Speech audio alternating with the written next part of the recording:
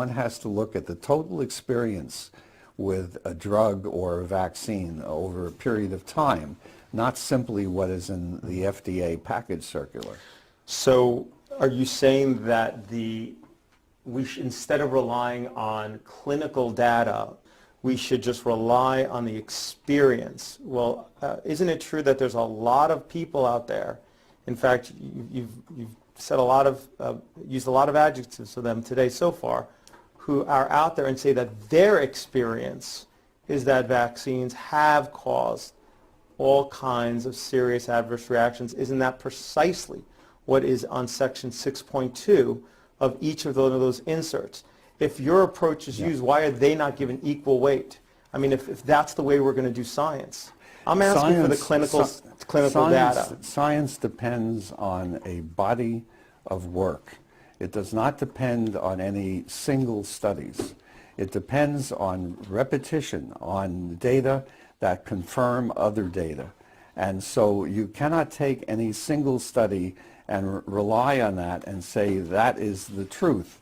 The truth comes out of repetition and experience. So is your point just to trust you versus actually have the actual data to support? No, it's the accumulation of data. And you can provide the data to support everything you're saying here today, correct?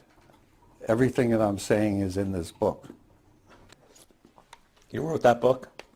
Sorry? You're the editor of that book, correct? Yes. It's called Plotkin's Vaccines? Yes.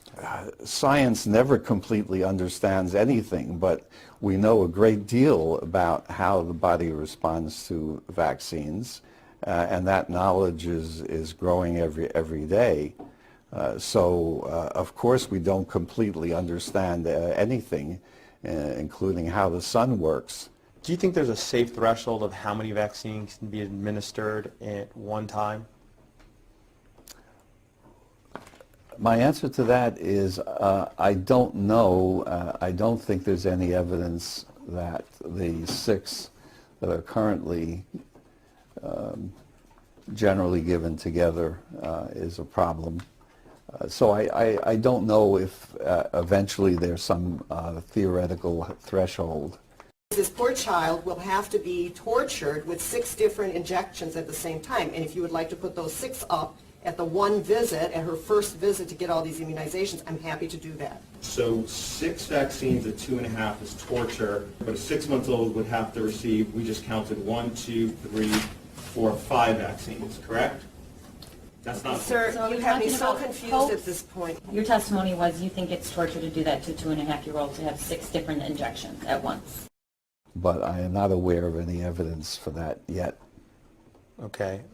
But before you would say, for example, getting 30 vaccines on one day was safe, you'd probably want to get the data to support it? Yes. Okay. That data doesn't yet exist, obviously, right? No. When you were a child, as an example, what vaccines did you receive? Diphtheria,